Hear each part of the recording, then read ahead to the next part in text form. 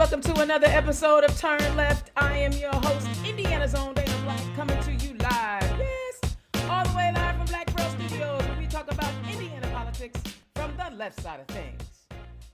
You know what? I am really pretty much completely over the Republicans in our General Assembly. I just don't know what else to say. But before I get started on my rant tonight, how about our president? He got it in. You know, he brought the funk. You know, he brought some fire. They wasn't ready for him. He was like, yo, we got to secure our borders. Can't talk about that one, Republicans. Yo, we want to fund the police. We don't want to defund the police. You can't talk about that one. He hit him straight in the head, in the eyeballs, gave him a couple 1-2s. And then the Iowa Governor Kim Reynolds, came on right after and started spewing all those hateful lies. Just lying. He just got through telling you what he believes in, and it just wasn't good enough for you. So you had to make it up. And it's all good because he set you up and you weren't quick enough on your feet to alter what you needed to do. It's all good. Your lies are coming back on you. But he killed it. The president, he's human. He showed you that he's human. Happy birthday, buddy. I loved it. I was like, yo, I want a president to wish me happy birthday like that. I was feeling some kind of way. But he also talked about Ukraine, and he put the gauntlet down. He's coming for their yachts, coming for their money. He told them, we coming for your money. Keep on playing.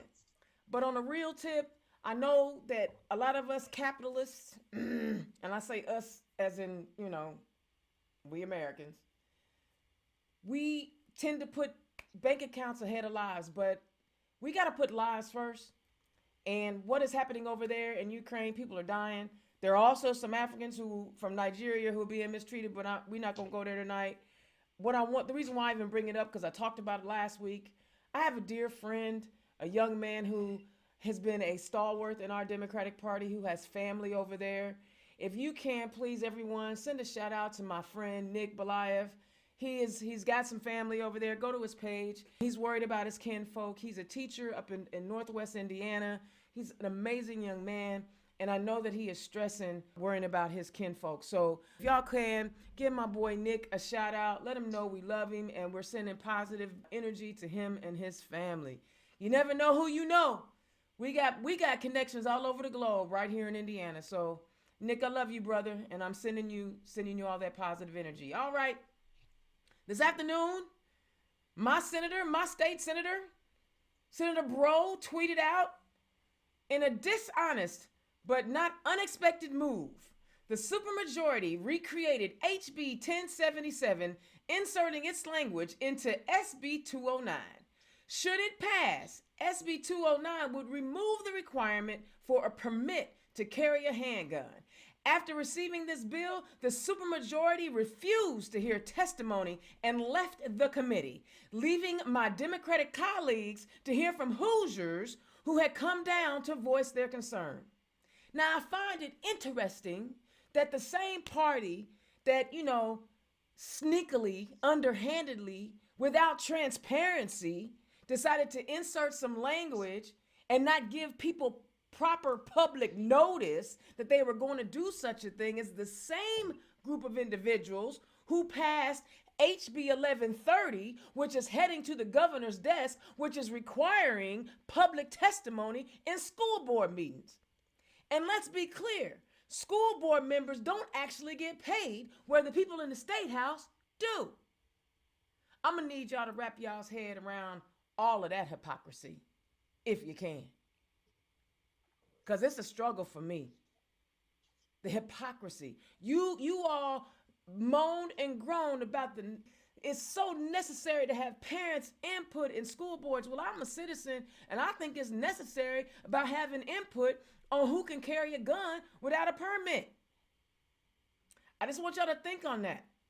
And to sum it all up, Indiana State Police Superintendent Douglas Carter even said, I never remember a time when outside influence of national associations or political posturing became the driving force behind legislation in our great state until now. The police, you know, the ones we want to fund and y'all want to get behind and all of them, they said we need to have permits so that we can track people who have guns. We need to have background checks. But these clowns, yep, I said it, they don't want that. And because they know that you might actually be worried about those things, they didn't even stick around to hear what you had to say.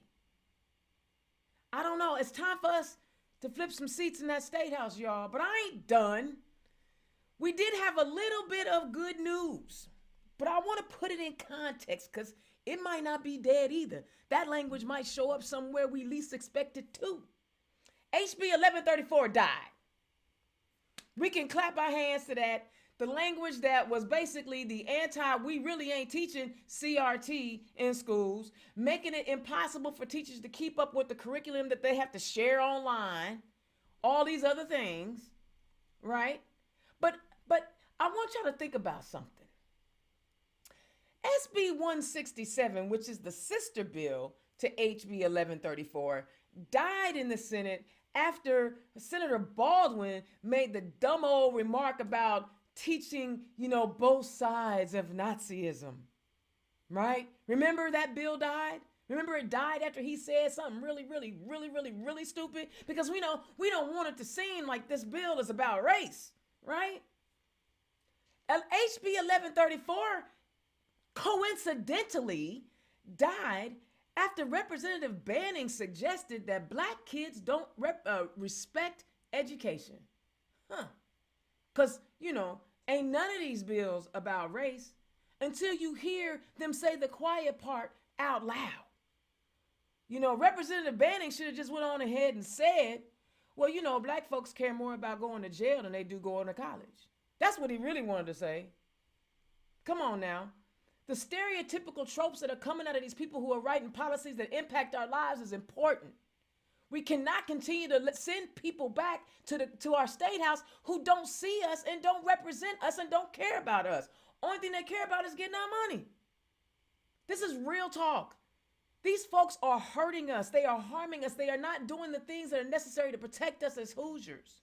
We saw what the impact of them not investing in our state could do during COVID.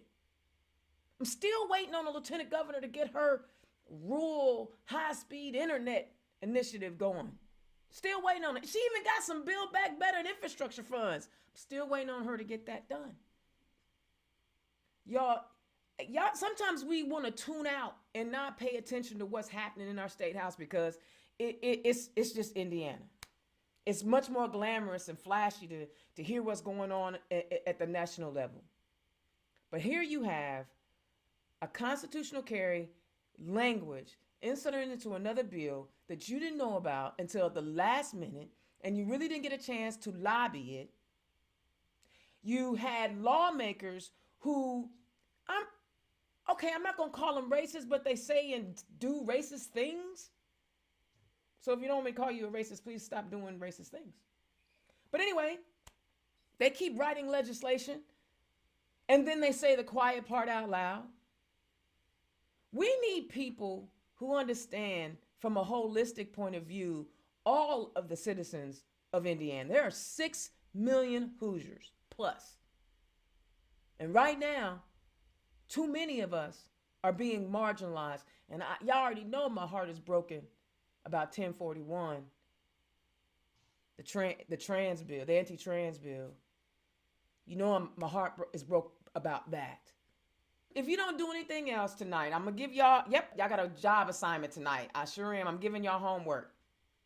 When y'all get done tonight, I need y'all to go find a candidate, be it in your neighborhood, be it in your county, be it in your district. Find somebody.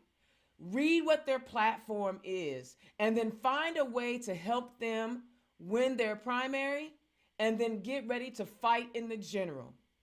We've got it, just like the ISTA showed up and showed out to get rid of HB 1134. I need y'all to show up and show out for these candidates because our lives depend on it. We are no longer playing. This is not hyperbole. Our lives depend on it. All right, that's my rant.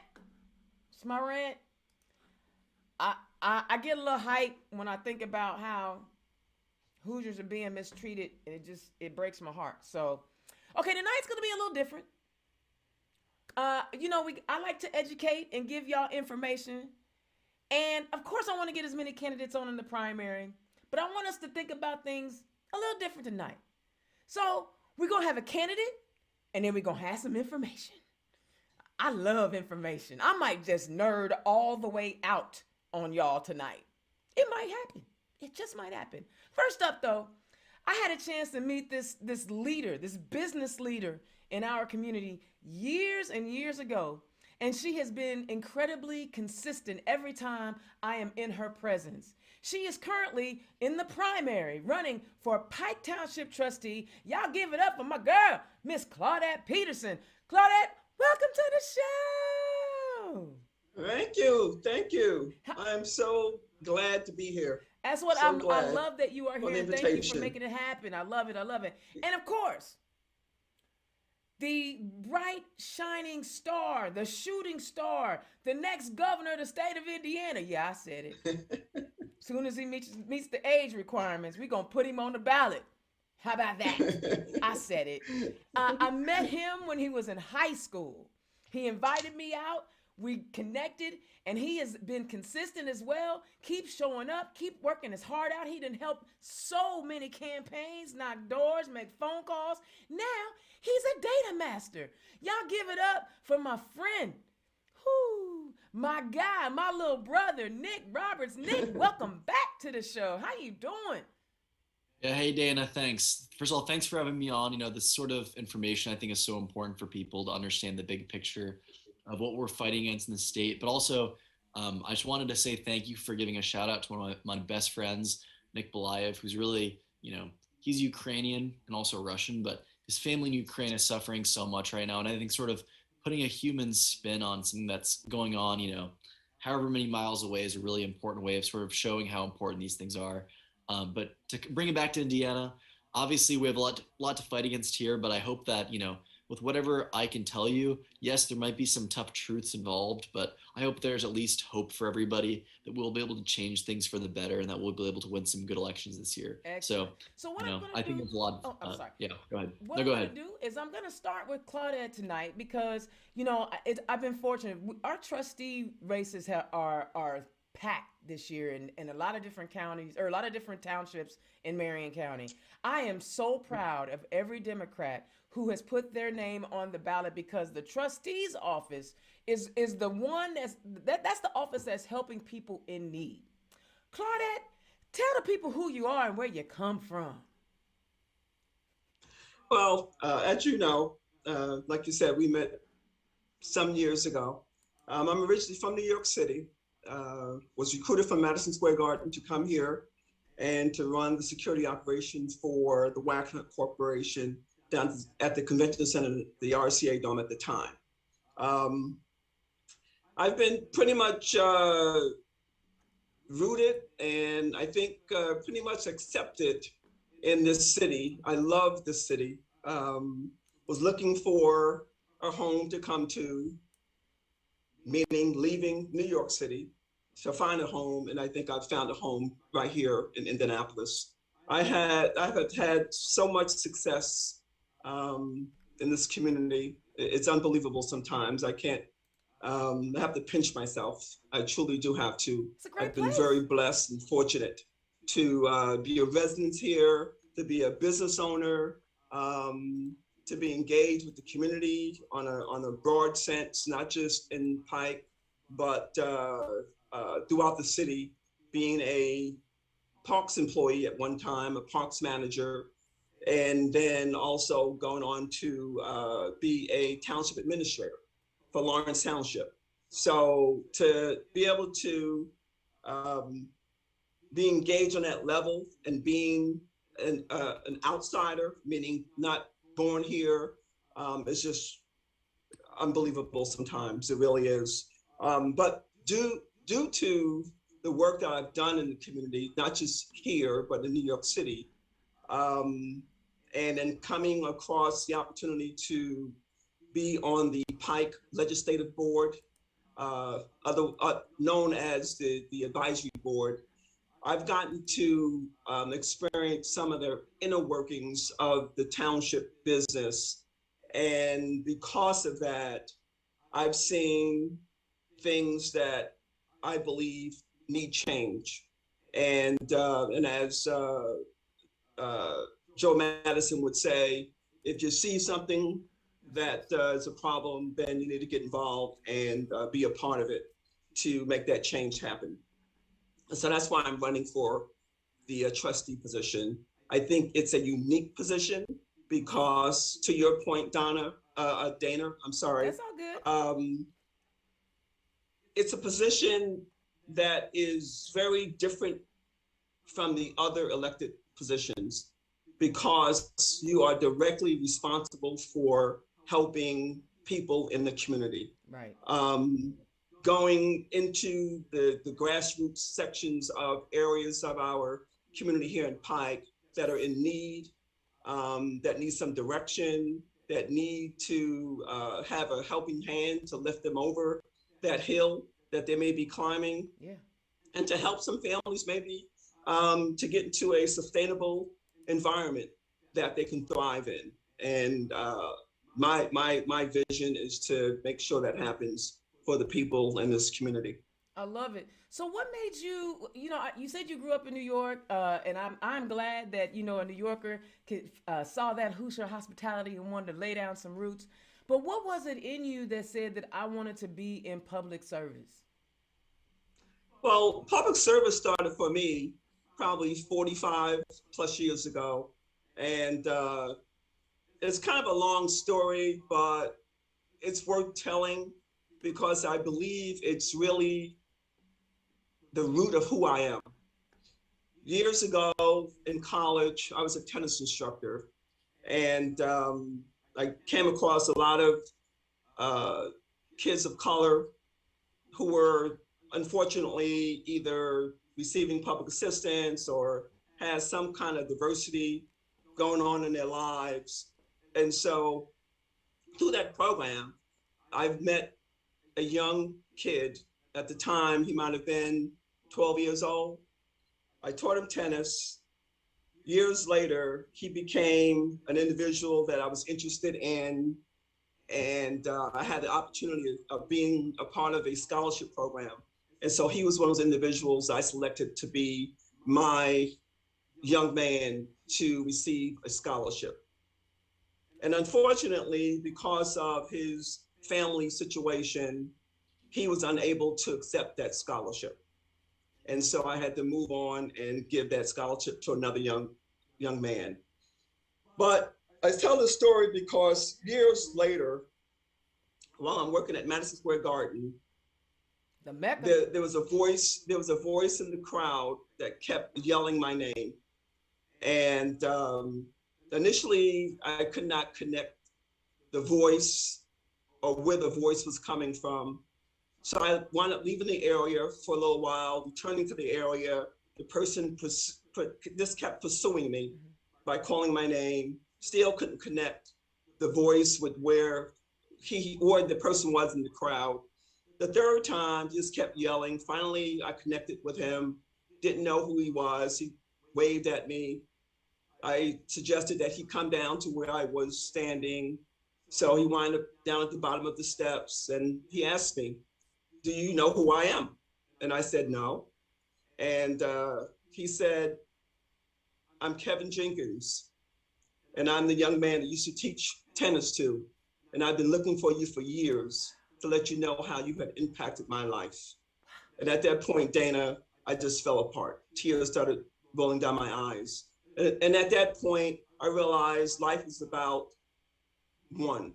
If we all can just get one, we can make a difference in someone's life, in our city, in our state, in our nation. So that's where I'm coming from in reference to my public service. And I pray and hope that it's God's will that I become the next trustee of Pike Township to continue that service. Whew, that is a powerful, powerful statement. Whoa. Those are the kind, see, that's why we do turn left, because our politicians are humans and it's about service. So, It is. talk about some of the things that you've seen in Pike Township where you think once you become the trustee that you would like to put some emphasis or some focus on. Well, again, from my years of experience in public service, Parks Department, here uh, as a township administrator, I think one of the problems we have is looking at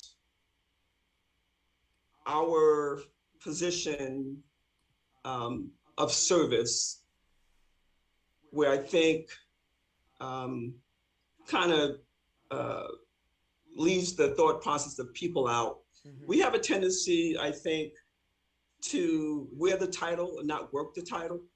Mm. And because of that, people don't receive the service that they deserve to receive. And so some of the areas that I want to work, um, I want to start a work employment program. And what that is, or what that looks like, is that individual who may be receiving public assistance work alongside the public assistance caseworker, bring that individual into the Pike Township operation, whether it be with the fire department or with the trustee's office, to expose that individual to the work environment. Yeah. And also to hopefully connect that individual somewhere down the road with permanent employment, Yeah. which then lifts that individual out of poverty. Yeah. The second thing I want to start is a scholarship program for this particular township. I don't think there's one, not coming from a trustee's office. Okay. Probably in the entire county, probably. So I want to start that. Also, I want to also have an advocates group. So what I want to do is, currently on the board, we have 5 districts represented. So I want to take an individual from each district, and that individual will be a part of an advocate group or committee that will then feed information into the trustee's office, so the trustee's office have a better understanding of what's really going on out there within the entire township. Okay. I also want to, well, this is pretty much out in the open. I also want to make sure when it comes to contracts, there is spending diversity. Oh, okay. We don't have enough of that in Pike Township. Okay. The tax dollars that we spend should reflect the body of people that live in Pike Township. Okay, I like that. I like that a lot because I know I get caught up as a person in service. I forget about the administrative part. So I'm glad that you brought that up because I'm always focused in on the human aspect. That's a good piece of information. All right, I'm gonna pivot just a little bit because I want to bring Nick in because y'all, if you think a person's age determines their depth of knowledge, that's because y'all ain't met Nick. Nick, welcome back to the show, my friend. Thank you, Dana. I appreciate that. I really do love being on Turn Left. I love having, just being around other candidates and being in, I as much as you like to be Indiana Zone, I am born and raised living in Indianapolis. So I like to think I am, a founding member of the Indiana Zone community in terms of just having a lot of heart for Indiana that a lot of people my generation don't have. So I always love being here. I love it. So Nick, you seem to be a numbers geek. Tell us your interest in understanding how the maps are drawn and what the numbers mean. Where did that interest come from? Yeah, honestly, I'm not really sure where exactly it came from. I guess at a young age, although it's kind of fallen off as the years have gone on, I love just like basic math. But I think more than that, it was a map thing. I've always been really interested in maps. And actually, my great grandfather, who unfortunately passed away a few months ago, we would just look at maps all day. And I've always had a fascination with states and cities and all those, geographic units. And I think it is naturally blended into politics too. Like looking at electoral maps is one of just my hobbies, I guess. I just, I can go through the historical years and all the previous elections. And I think it lends really well to, because our state party, I feel like and it's probably the case of most state parties, there's sort of a it's not really anybody that does that, or there's people that do it, but not as much as there could be. And it could be communicated better to candidates what, are the best ways of going about certain districts. Um, so I think just sort of my natural, early interest in math and maps has been a very natural pathway towards getting interested in political mapping. And making the maps themselves isn't really that difficult. It's just a matter of getting the data and everything. And I really enjoy every layer of it. So even if it wasn't useful, I would still probably do it anyways because I think it's fun. I love it. Now, you said that you love maps, and we already know that you were a lover of politics and the political science of it all. When you redistricting, we knew it was going to be somewhat not in our favor. When Yeah. we're going to go through the numbers, but once you finished dissecting the information, what was your initial reaction? Yeah. So the maps came out on different days, but I was expecting bad, and some things were not as bad as I expected, but some things were worse than I expected. Um, in particular, I would argue that the Senate map of the three, being the congressional, the Indiana Senate, and the Indiana House, the Senate map to me is by far the worst. Um, Not even for Indianapolis in particular, but because of how they split up so many communities around the state. Fort Wayne is a perfect example. The city is split in four different directions, having like a northwest district, southwest district, a southeast district, and a northeast district. And it's going to be four Republicans most likely being elected. Whereas, in any logical map, it would be a pretty easy one or two districts in the city. But, some of those districts go all the way to like Richmond, Indiana, or to like nearly Elkhart, right? So they go so far away from the city, but obviously it's to dilute the, particularly the minority population that's living in Fort Wayne, who deserves to have a district that represents their interests. The same thing applies to Evansville, the West Lafayette area. There's so many of the kind of mid-sized cities around Indiana who really should have one representative in their city, who are unfortunately really not given that at all. The House map and the congressional map, sort of similar things. Fort Wayne is, for whatever reason, such an easy punching bag for them. I'm not really sure why, but they've kind of been unlucky with a lot of the different drawings of the different maps. Um, and there have been quite a few congressional map decisions that have been pretty controversial too. But I have an overall, idea. sure, go ahead. And this is just me speculating, right? Mhm. And the way that I said speculating should let you know this is about to Yeah, be yeah. something. Indianapolis, there's only so much you can do in trying to divide that community up, especially the way our neighborhoods are. Yes, there are specific areas of our city that are demographically divided up, right?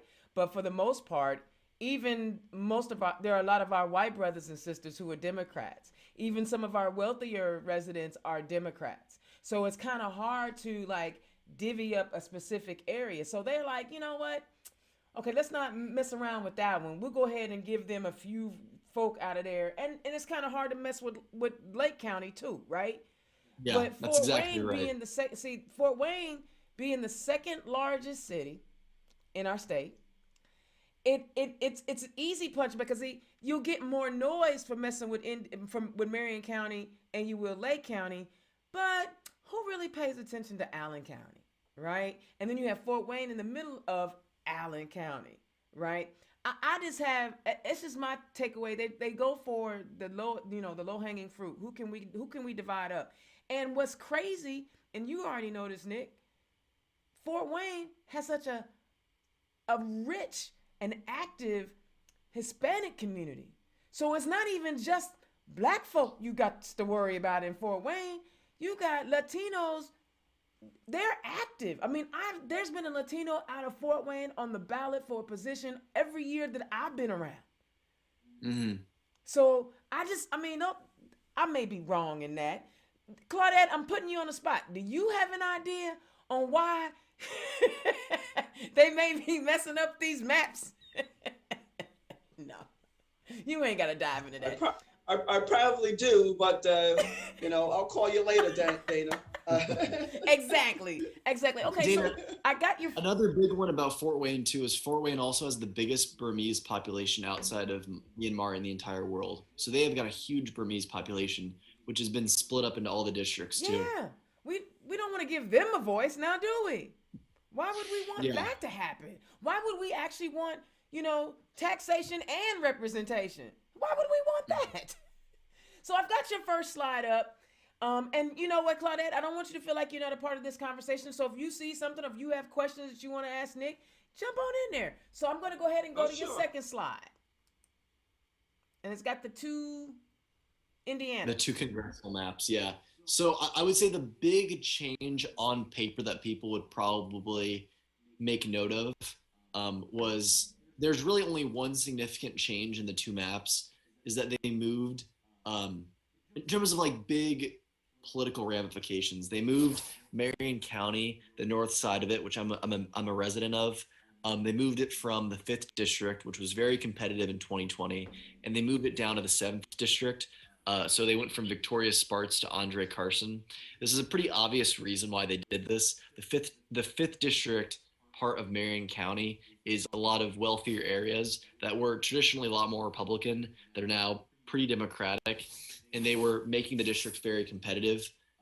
So now they just moved those down to the 7th, and unfortunately it's leaving the 5th district a lot less competitive now than it was 2 years ago. I will say there are a few good candidates running in that race, in particular my friend Matt Hall. I think he's a veteran, obviously.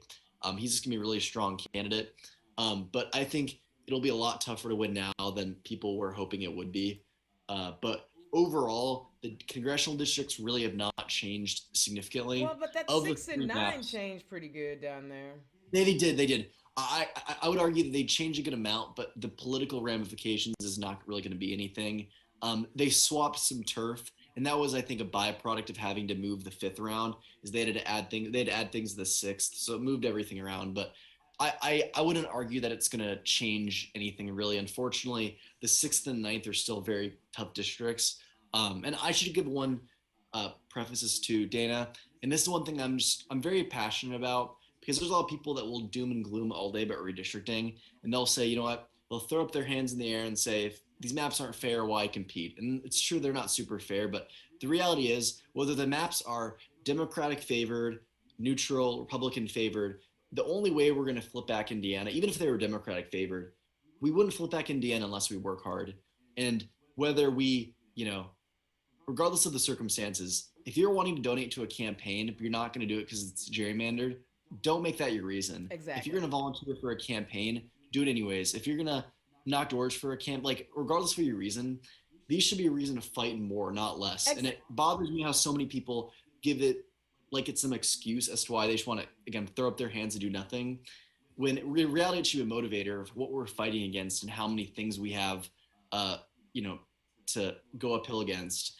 So I really think that, yes, it's discouraging a little bit. But another thing, Dan, and this is another point I don't see being brought up enough, is redistricting is fluid, A perfect example of that is House District 88, which you ran for in 2016. I worked on the campaign for in 2018 against Brian Bosma, who was the Speaker of the House. In 2012, when that district was drawn, it was one of the most Republican districts in Indiana. And the same case can be made for a lot of other districts around Hamilton County and the north side of Indianapolis. But those districts moved so much over the course of 10 years. I mean, it eventually got to the point where it was a 10-point race. And the same thing happens for a lot of other districts too. JD Ford's the same way. Nobody thought that district would flip because it had so much Republican area, but JD Ford worked hard and he did it. So when we're talking about these things, long-term or short-term, yes, it's going to be tough for these candidates, but long-term, there's always potential to grow in these areas. And I really do not think it's a death sentence for our party at all. And in fact, it should be a motivator to really get a lot of things done. And hopefully by the end of the decade, we'll make a lot more progress on these maps.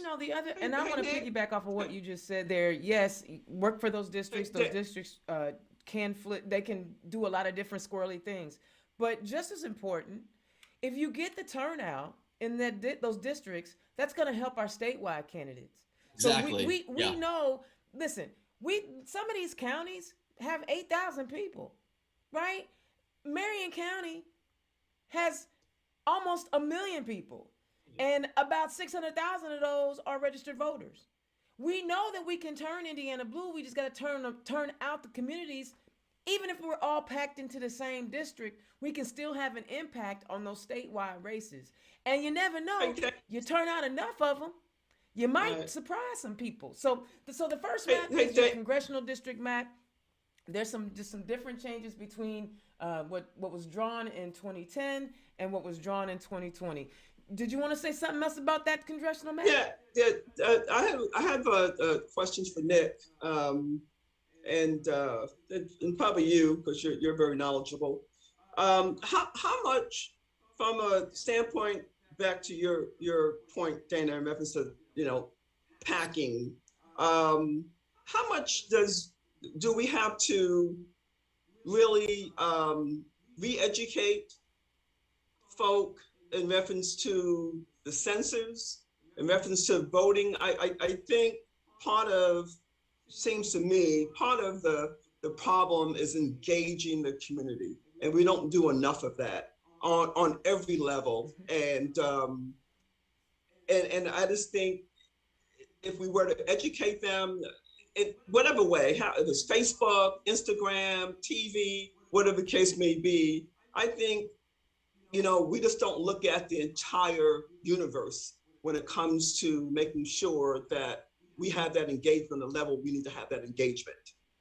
You want to take that one, Nick? Start. Yeah, I mean, I think redistricting is by nature sort of like an insular political issue. It's not going to be a flashy issue that affects everybody's lives. But if we're able to communicate, particularly with younger generations, the impact that these policies have on a long-term scale, I think that does make a difference, And I'm not sure what exactly it will take. Obviously, a multilateral sort of marketing campaign from our party and other nonpartisan organizations to promote it on a fair way. But I think there's a lot of need for that, as you pointed out, and particularly with my generation, I think there's obviously a noticeable disconnect between that and, everybody else. Well, and I agree. Like he says, redistricting is an insulary matter. One of the things that I have always tried to do, because your question I heard when I ran 4 years ago, and the work that I did for the party when I was deputy chair was, how do we engage? Well, I felt like one of the best ways to do that was, A, show up, stop waiting for people to come to you. You go to them, right? And you show up wherever they're having those conversations, and then you connect an issue, or you find out what they're interested in, and you connect them with a policy that is to whatever issue that they're concerned about. For example, if you're talking to a single parent who is struggling with childcare, we can talk about policies that have been crafted in the State House that have been helpful or harmful to that, and the importance of making sure you know who's standing behind which piece of policy. Or if you are in agro in Indiana and you're worried about, how climate change is impacting, or how industrial waste is impacting your agro business, you find out who's writing the policies that are impacting the way regulations are put down. And it takes time, but you said something, Claudette, that mattered early on. If you get one, you make a difference. So you really have to have those one-on-one. You find yourself in a big group, right? And then you drill it down one-on-one and find out what motivates people, and they will turn out, and they will turn their homies out that care about the same thing they care about. And to me, that's how it's a spider web. That's how you get people engaged, but it's never ending. It never stops. It's not cyclical. It's not a thing where, okay, campaign season's over, ooh, I can rest. No, you don't get to rest, which is why, and I'm going to do a plug, which is why I do Turn Left. I do Turn Left all of the time. So I'm bringing you the candidates, and we're having these conversations, and it's free. And you don't have to leave. You can share it. You can, hear. So there's multiple ways to do it. But yeah, good question. Okay, yeah, and let Claudette be the host. All right, I'm going to go to map number 2 now. Okay. Yeah. Is that the this state is the Senate Indiana map? State Senate districts, old and new. And you have the Indiana map on the left with a highlight of, the number based on 2020 presidential results in old, new districts, open seats, plus minus incumbents. And it's got a chart. Yeah. And so, as I mentioned, I think there's quite a few just really egregious cities that got split up. But if we were to drill down and say, okay, what can we do to fight back? I'll highlight 4 races that I think will be very competitive. Not very competitive necessarily, but I think there's only 4 that are on paper, close to 50-50. There's going to be some that can emerge as sleeper options depending on what candidates really stand out. But 4 that I think will be really interesting is District 1 and District 4, which are pretty similar. Both the incumbents being Frank Mervan Sr. Frank Mervan Jr. is the congressman. His dad has been a state senator up there forever. It's near Hammond, Yep. I think near Muster and Highland now. But they caucused out, didn't they? Yeah. So he has a new replacement. His name's Michael Griffin. He's been the clerk of Highland for like 30 years. And then the second one's kind of similar is District 4, which has Michigan City and Portage. Karen Talion, who's up there for a while too, she resigned. Now Rodney Pohl Jr. is the new state senator there. Both those districts are pretty unique because they've been Democratic for so long. But, those sort of areas are typically moving towards Republicans. But I have a hope we'll hold both those seats. But if you're in Northern Indiana, Districts 1 and 4 for the state Senate are really going to be really important ones to hold long term. To really show that, we still have power with the unions. We still have power with blue collar, voters. And I know I got to know Rodney Pohl this week. He's a really nice guy, and I think he'll make a really strong candidate. He's also the first ever Latino in the state Senate, which is crazy to me that we've never had anybody of Hispanic descent in the state house, as far as I know. So it's great for him, and I think a great representation of a different community in Indiana that's very underrepresented.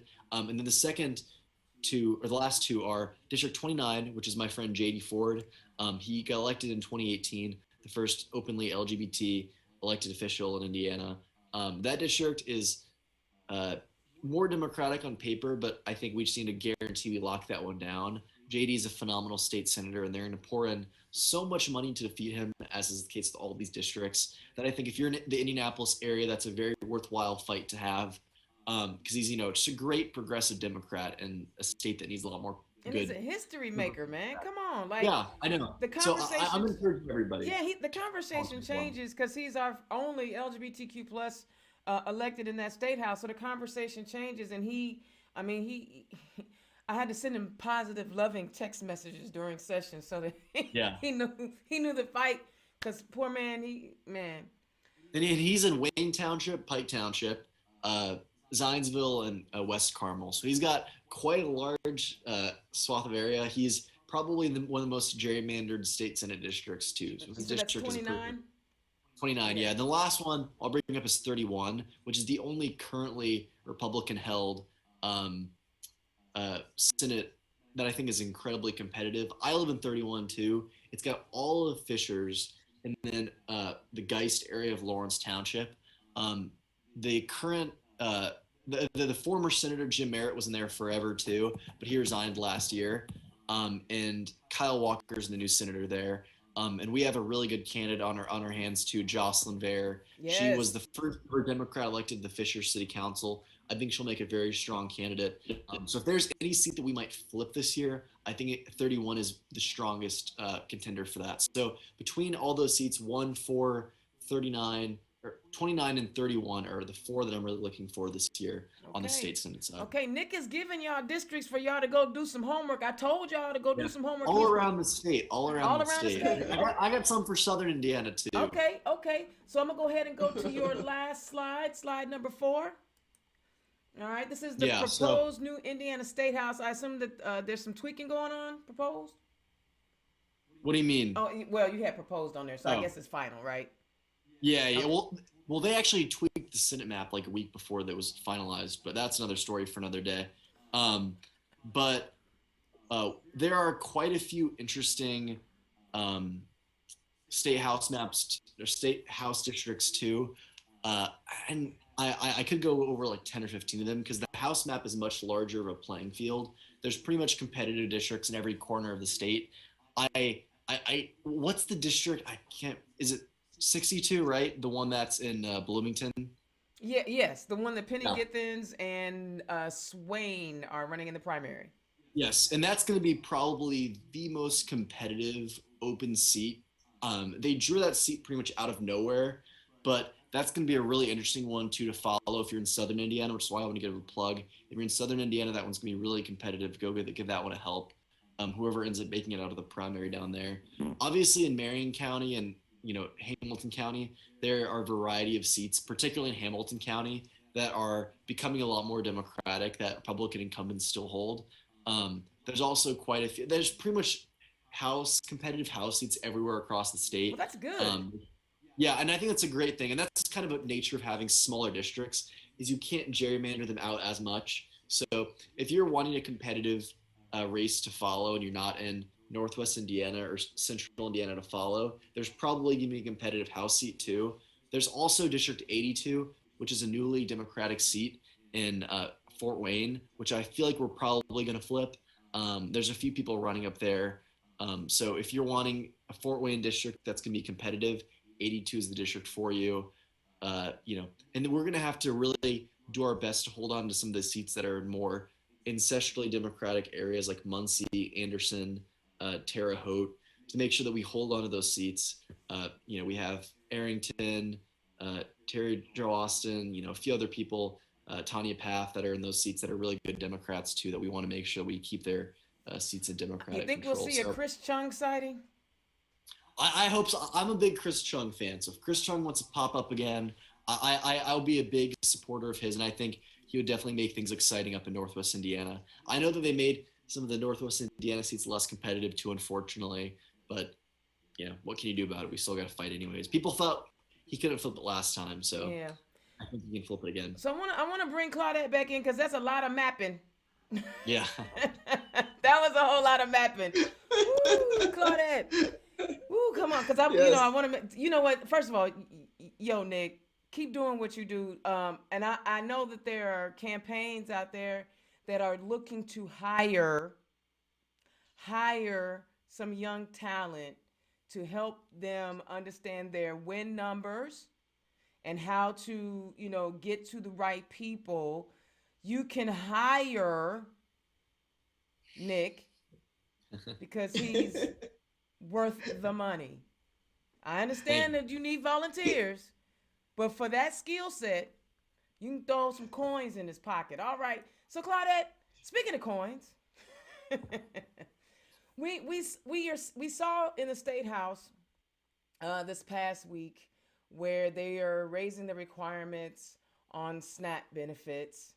They make it seem like people don't want to work. Now, mind you, unemployment is down to hardly nothing, right?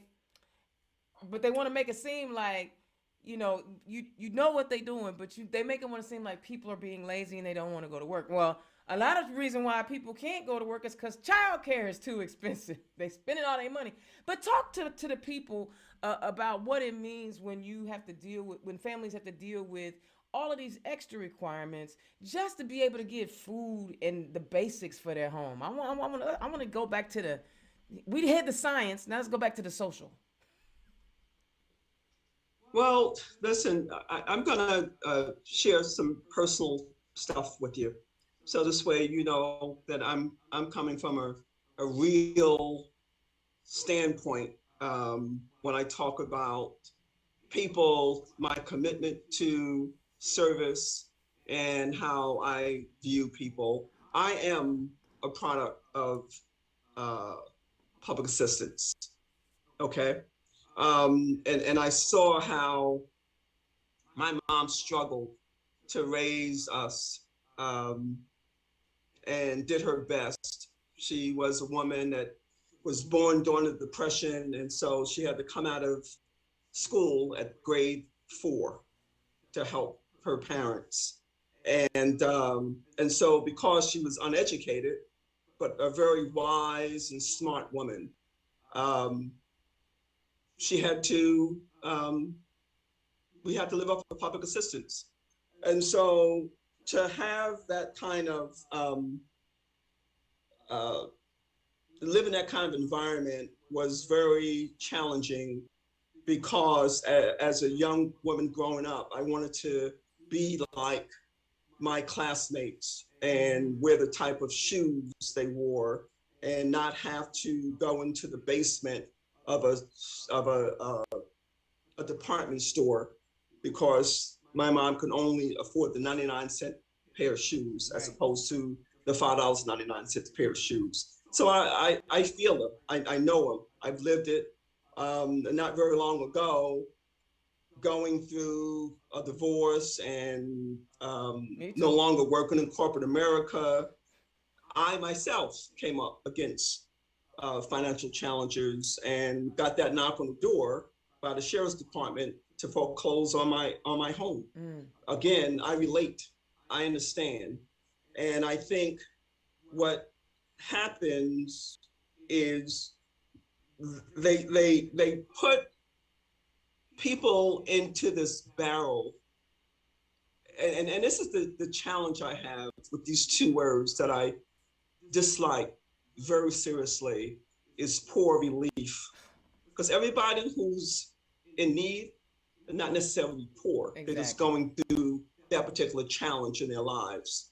And so one of the things I want to do, like I said earlier, is start this work employment program to maybe help lift 1 or 2 or 3 families out of that situation, show them a new path, a different path, because sometimes it's just a matter of you living in this bubble that you don't see any way out of. And society in itself, I think it's just a way of creating poor and rich. I mean, it's just an issue that as a nation, even though, you know, we're the greatest nation on the earth and I wouldn't want to live anywhere else. But we have our issues with identifying poor people. Doesn't make any difference whether you're green, yellow, black, white, or whatever. They put you all in this, put us all in this situation where we don't see any hope. And once people lose hope, it's a challenge. It truly is a challenge. And so again, the importance of the trustee's office, I believe in my heart, is not just poor relief. It's about lifting some other individual or a family, or it doesn't make any difference. It could be a man taking care of his children, trying to lift some folks out of poverty. And then hopefully, you know, through a program that I want to start, maybe, you know, on a county level, all the other trustees can do the same thing. But I just think it's a situation where, you know, they want to label people in that way. They want to oppress and suppress people. And we need not contribute to that. We need to do better. Absolutely. That's why I wish, you know, we had, you know, campaigns were publicly financed. Then that way we could have a diversity of experiences as well. Because if you look at our state house, honestly, pretty much the vast majority have very similar life experience. I'm not saying everybody the same, because there are no two people like, even twins. Even Nick and his brother ain't exact, right? They close though. Exactly right. Yeah. Scary. It's damn close. But you have in the state house, the vast majority are older white males from Indiana having very similar experiences. And so when they're say what? Or upper middle class or upper class. Yeah. Right. Yeah. But you know, not long ago, Dana, I spoke with this gentleman. He's a PC, a white gentleman, an older gentleman, and really had no clue about the trustee and what the trustee does. Of course not. You know? He never and needed so it's I'm sorry? He never needed it. Exactly. That's my point. That's my point. And so if you don't need it, you don't relate to it, you don't understand it, you know, it's just something that happens. And we need to, like I said, do better. We need to get, I think, and again, if God wills for me to be the trustee, I want to be able to work with my senator and my representative to talk truly about the program that I want to start. I worked the program for many years in New York City. It exists to this day. And along with that program, as far as the public assistance is concerned, the individuals that work in the park system today, the transportation system in New York today, public assistants take care of their child care. Wow. it's paid for by the program. So you have no excuse to not be more engaged in your life and helping yourself do better and wanting better. Yeah, and I think I like the approach that you want to take in collaborating with both the upper and lower chambers of the state house because, they may be in the position to write that legislation, that helps out the trustee offices. I mean, I finished talking to Clerk Brown down out of Monroe County, and they have been given a mandate on election machines, but weren't given any funding for it. And so if you're collaborating, yeah, man. Yeah. So my point is, they didn't collaborate. The people who wrote those bills didn't collaborate with the clerk's office in these counties, right, when they crafted this legislation. So maybe, creating those relationships from the different, up and down, the government hierarchy, however you want to call it, whatever, making sure that we're crafting legislation that's beneficial versus just harmful.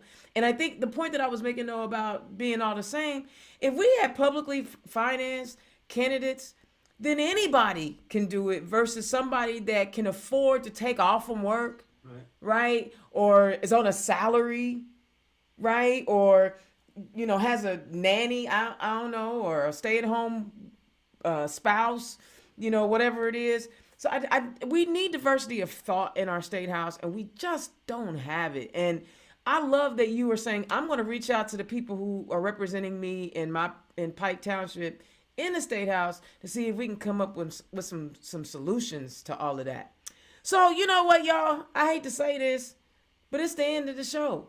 So, Claudette, tell the people where they can find you if they want to support you. I put your Cash App on the page, so if people want to donate, you can go ahead and get that Cash App. But tell the people where they can find you and help you out on your campaign.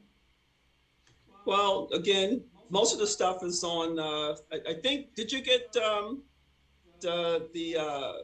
letter that was put on Facebook, Dana? No, I ain't gonna lie to you. But and anyway, they can reach me at my personal number, of course, 317-828-2206. If you want to donate, my Cash App is $Peterson for Pike. My email address is cpeterson4pike@gmail.com. Okay. And are you having any events coming up? Any fundraisers? Any door knocking? I am. It's in the works. Okay. I'm going to be having I think your thing, a karaoke event on April 8th. I'm putting that on my calendar now. I saw you at Congressman Carson's getting down. But anyway, we still have not, didn't want to quite give the information out, but we don't have a site just yet. But that's the I'm goal. putting it on my calendar now, because and I expect you to sing them. I don't karaoke, so you can sing my song, okay? I'll select the song and you can sing it for me. I actually don't sing. I find all the hip hop songs, because I can rap my behind off, but I can't sing a note. I can't carry a tune in a bucket. And I can lip sync. So I'll go to Senator Bro's events. She has her Mardi Gras. I'll go to Senator Bro's event and pretend like I can sing. I just like to have fun. Whenever there's music on, you gotta have some fun. And I am not a stiff shirt, so you around me, we gonna have a good time. Nick, how's the semester going? It's going well so far. It's going well so far.